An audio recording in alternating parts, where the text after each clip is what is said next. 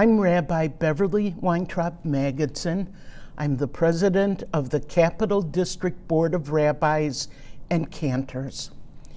This year, it is 77 years since the Holocaust ended in Europe.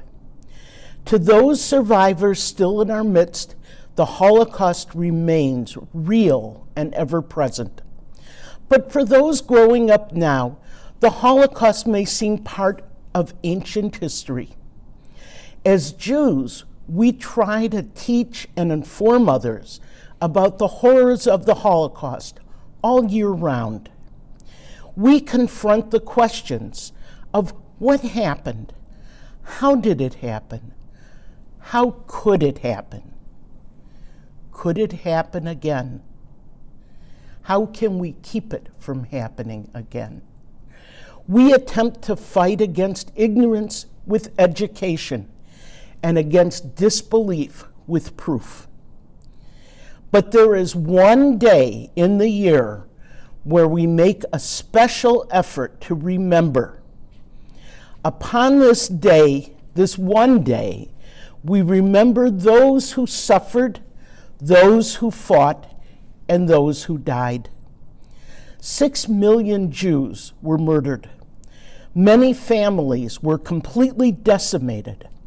And remember that there were also Jews who fought back against their oppressors. Jewish history is long and filled with many stories of slavery and freedom, sorrow and joy, persecution and redemption. For us, history, family, and relationship with God have shaped our religion and our identity. Our calendar is filled with holidays that incorporate and repeat the history and tradition of the Jewish people. After the Holocaust, a day was needed to memorialize this tragedy. But which day? The Holocaust spanned years with suffering and death spread throughout. It was a time of terror. No one day stood out as representative of the destruction. After 2 years of debate, the Israeli Knesset, or parliament, designated the 27th of Nisan to commemorate the Holocaust. It falls within the time span of the 1943 Warsaw Ghetto Uprising, which began on the first night of Passover that year. However, it falls after Passover is over. Many Jews did not like observing it during the joyous month of Nisan, but a compromise was reached. If the 27th of Nisan would affect Shabbat by falling on a Friday or a Sunday, it would be moved. On a Friday, it would be moved to the preceding Thursday. On a Sunday, it would be moved to the following Monday. The day was officially named Yom HaShoah v'Hagvura, Holocaust and Heroism Day, later simplified to Yom HaShoah. This year, the evening of April 27th begins the 27th of Nisan, 5782. This is our day to remember and honor those who perished in the Holocaust. Our commemoration tonight includes music, poetry, the testimony of a survivor's descendant, as well as visual mementos from our synagogues and other Jewish agencies. It is a collaboration of many groups: the Capital District Board of Rabbis and Cantors, Jewish Federation, area synagogues, and day schools. This year, we observe Yom HaShoah against the backdrop of the Russian invasion of Ukraine, a place of great Jewish suffering during the Holocaust. It is estimated that 1.5 million Jews were killed at Babin Yar, Odessa, Lviv, and other places which are now in the news once again. It is a mark of how much things have changed that the president of Ukraine, Volodymyr Zelensky, is not only Jewish, but a descendant of Holocaust survivors. Vladimir Putin speaks of the denazification of Ukraine while engaging in the terrible destruction of Jews and Gentiles alike. We vow that we will never forget, and we pray for the day when all people live in peace. Am Yisrael Chai, the Jewish people lives. I light this candle in loving memory of my grandparents, Leah and Chaim Facha, who were killed during the Holocaust in Poland.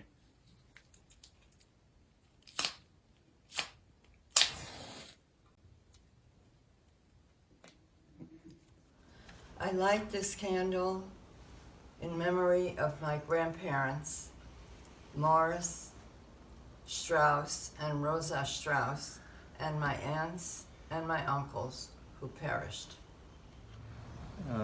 I'm lighting this candle in the memory of my father, Zoltan Vamosh, who was also in the Yad Vashem. There's the documentation that initially went in his memory. I light the candle in memory of my entire family, aunts, uncles, parents, who have perished in Poland in the town of Grabowitz. I say prayers for my family and the members of my congregation who were killed by the Nazis. I light this candle in memory of my grandmother, Rosa Schringer, who died in Auschwitz. In the memory of my father, Hugo Gross.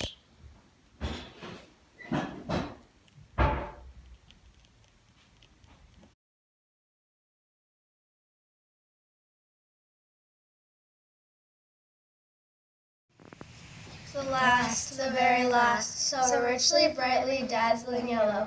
Perhaps if the sun's tears would sing against the white stone. Such a yellow is carried lightly way up high. It went away, I'm sure, because it wished to kiss the world goodbye. For 7 weeks I've lived in here, penned up inside this ghetto. But I have found what I love here. The dandelions call to me, and the white chestnut branches in the court. Only I never saw another butterfly. That butterfly was the last one. Butterflies don't live in here, in this ghetto.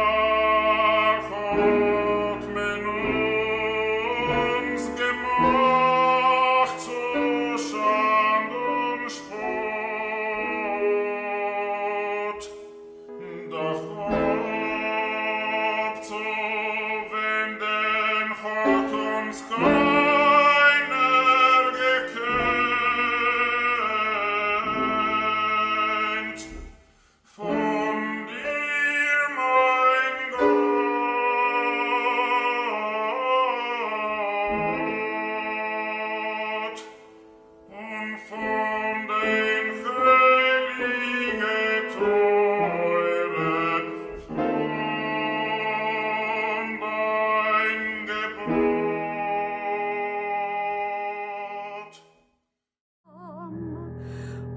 God, my God, I pray that these things never end. The sand and the sea, the rush of the waters, the crash of the heavens, the prayer of the heart, the sun and the sea, the rush of the waters, the crash of the heavens, the prayer of the heart.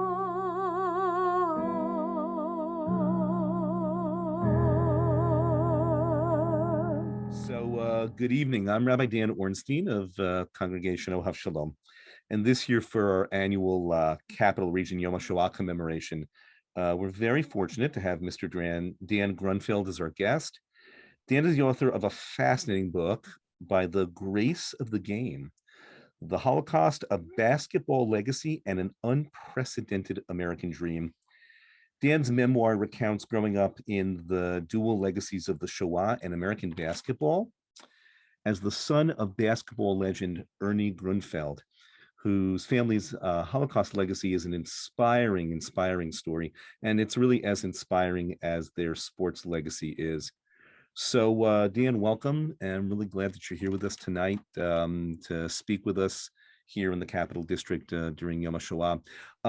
So as I mentioned to you before, I started reading your book, and I'm not a basketball fan, but I'm finding this intersection of basketball and the Shoah, pursuit of the American dream, and sort of finding freedom, and sports as one of the really sort of the quintessential symbols of that, as really sort of a really interesting recurrent theme.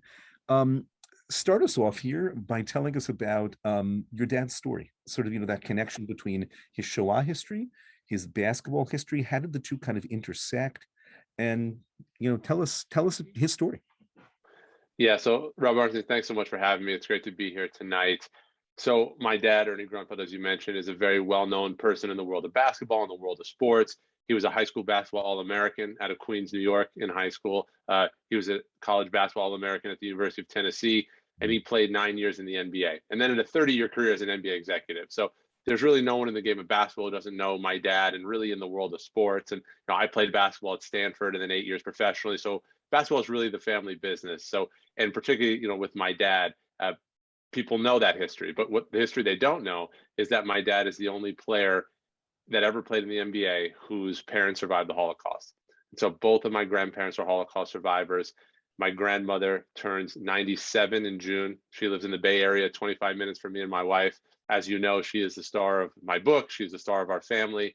But both of my grandparents have, Holocaust survival stories. My dad fled communism as an immigrant when he was 8 years old in Romania, came to the United States without touching a basketball, having never spoken a word of English. And then roughly 10 years later, he was standing on top of the Olympic podium as a gold medalist for the United States of America. So you mentioned kind of this American dream story, the intersection of the Holocaust and basketball. That's really my family's story. But this must have been amazing for your grandparents, Dan. It's like, here they are. They're Shoah survivors. Your grandmother, and by the way, my mouth was watering thinking about all those Hungarian dishes, man. It's like, oh my God. Yeah. Amazing. You could really eat a lot on Shabbos, I guess, right? That's right.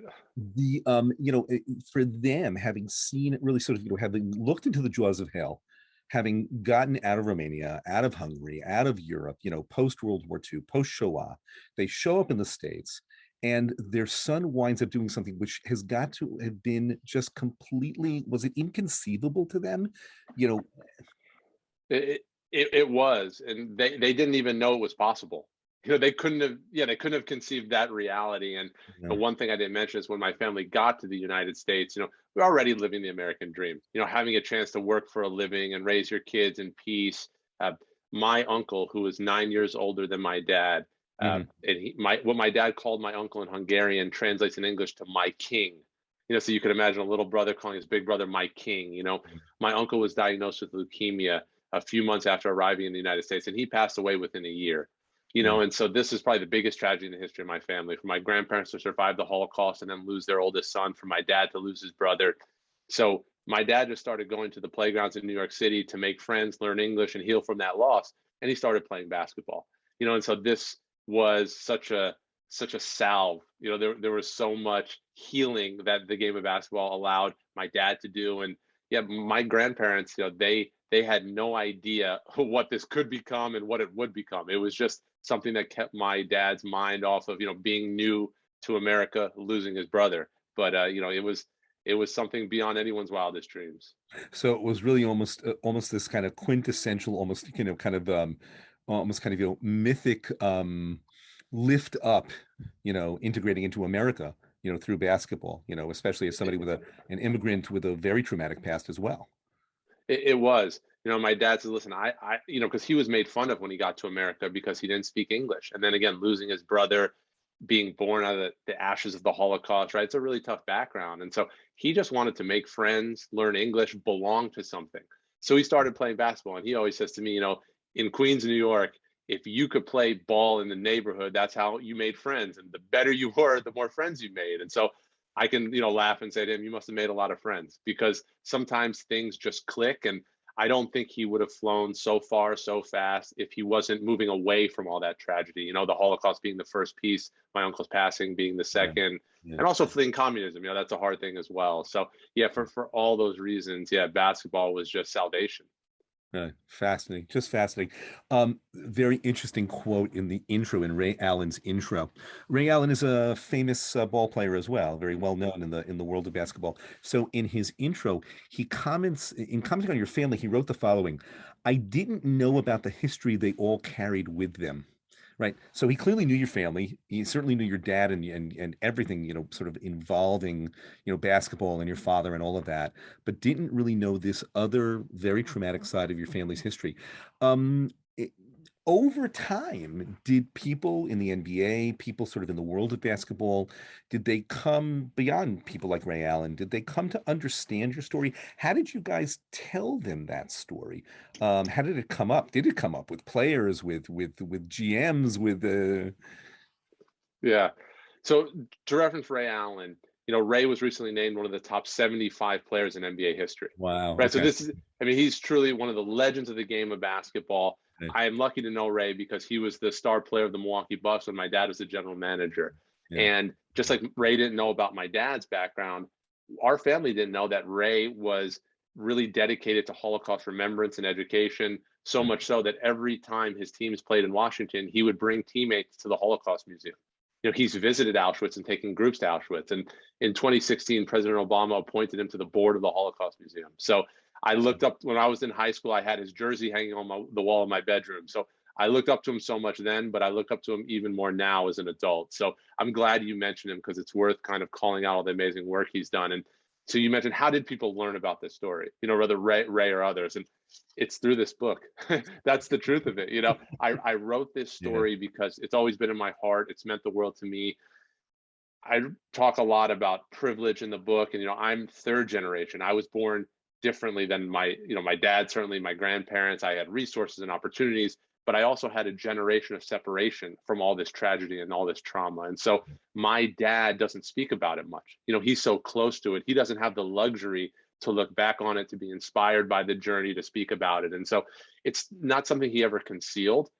He finished his NBA career with the New York Knicks, and he wore number 18, right? So he's not hiding his identity. People knew that his parents were Holocaust survivors, but that's just a sentence. That's just something people say, oh, Ernie's parents are Holocaust survivors. This is 300 pages of a really deep, personal, and moving history about our family. And so this is really the first time it's been out there. Just amazing. Absolutely amazing. So listen, I'm going to wrap up with one more question.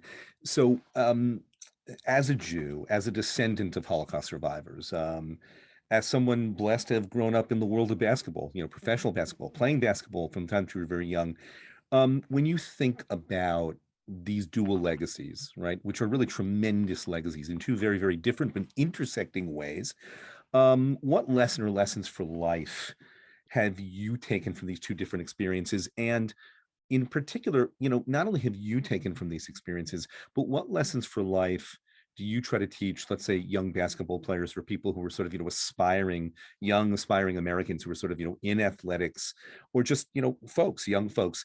What is there to teach them about life and about doing good, based upon your dad's experiences and about your family's experiences as well? Yeah, my family story is about survival. It's about perseverance, hard work, hope. These are the themes of the book. And so I know for me, I drew so much inspiration from my family story, knowing what my grandparents overcame, knowing what my dad overcame. And when you see a family who, like you said, goes through hell, but stays together, stays positive, keeps believing, there's hope for all of us.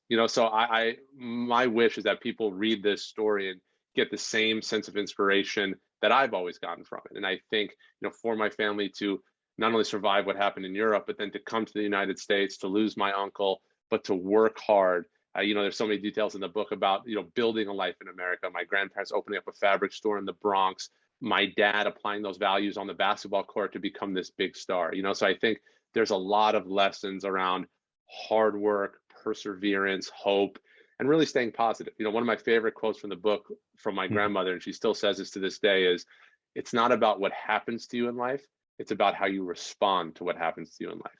And I think what does she mean by that? She means that it's the power of attitude and perspective, because you have to play the cards you're dealt. And so things are going to happen. There's tragedy, there's triumph, there's joy, and there's pain. But it's really incumbent upon you to react to the things that happen to you in life. And so it's really about, about attitude, about staying positive and having hope. Anything is possible. And if you could read about a family that goes from Auschwitz to the NBA, there's a lot of hope there. Amazing. Just amazing. Well, anyway, thank you, Dan Grunfeld.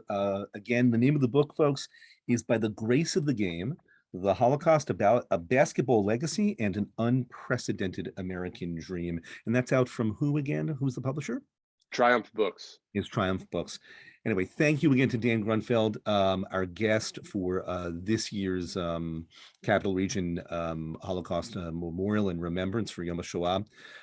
May the memories of all our brothers and sisters be a blessing and a legacy for all of us. Sag nicht keinmal, als du gehst dem letzten Weg. Himmeln bleien, verstellen bläue Tag. Kommen wird noch unsere ausgebänkte Schop. Das Wetter beugt und unser Trott mit seinen Dob. Kommen wird noch unsere ausgebänkte Schop. Das Wetter beugt und unsere Trott mit seinen Dob. Grünen Palmenland bis Land von weißem Schnee. Wir kommen an mir unser Pein mit unserer Weg. Und wo gefallen sie, zerspritzt von unser Blut. Sprotzen wird doch unsere Quore, unsere Mut. Und wo gefallen sie, zerspritzt von unser Blut. Sprotzen wird doch unsere Quore, unsere Mut. Es wird die Morgensonne bagillen uns dem Heid. Und der Nächten wird verschwinden mit dem Feind. Nur euch versammeln wird die Sung in dem Kajor. Wie ein Parol, so geht das Lied von Dor zu Dor. Nur euch versammeln wird die Sung in dem Kajor. Wie ein Parol, so geht das Lied von Dor zu Dor. You must not say that you now walk the final way. Because the darkened heavens hide the glow of day. The time we long for, we will at last draw near. And our steps as runs will sound that we are near. The time we long for, we will at last draw near. And our steps as runs will sound that we are here.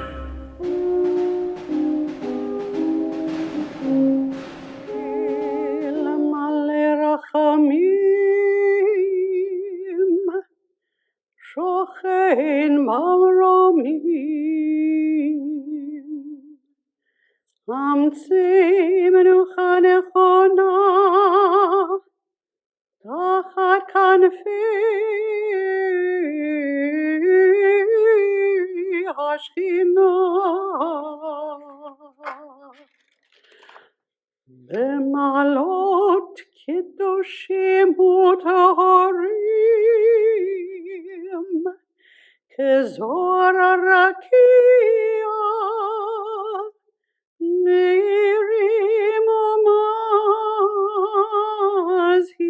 ומזהירים, את נשמות אחינו ואחיותינו שנהרגו ושנשחטו ושנשרפו חיים על קידוש השם, בעבור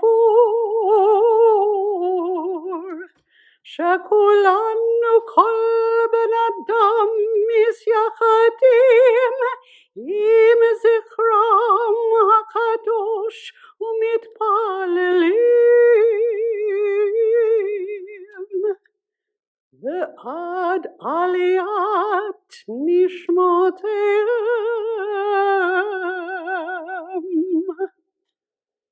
בעל הרחמים, הרחמים,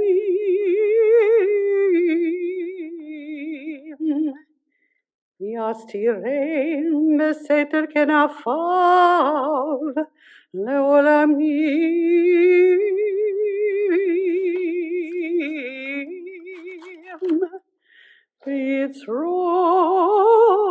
בצרור החיים את נשמתם.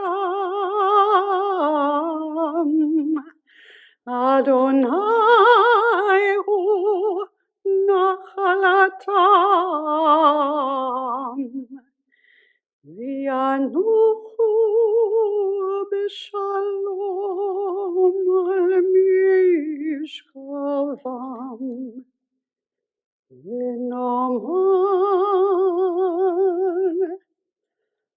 Amen.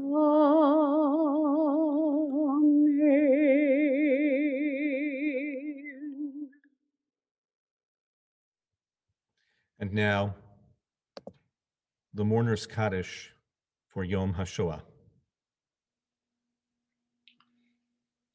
Yitgadal Auschwitz, v'yitkadash Lodz. Shalei Rabbah. Honar. Ba'alma divra chirutei. Babi Yar. V'yamlich malchutei. Maidanek. B'chayechon u'v'yomechon. Birkanel. Uvchaye dechol Beit Yisrael. Kovno. Ba'agala uvizman kariv. Janoska. V'imru Amen. Yehei Shemei Rabbah. Mevarach le'olam omei almaya.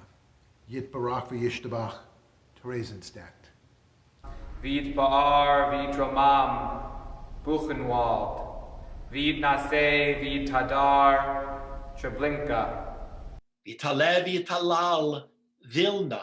Shmei dukusha barichu. Bergen-Belsen. La'ela Mauthausen. Min kol birchata b'shirata. Dachau. Tush b'chata v'nechemata. Minsk. Da'amiran ba'alma.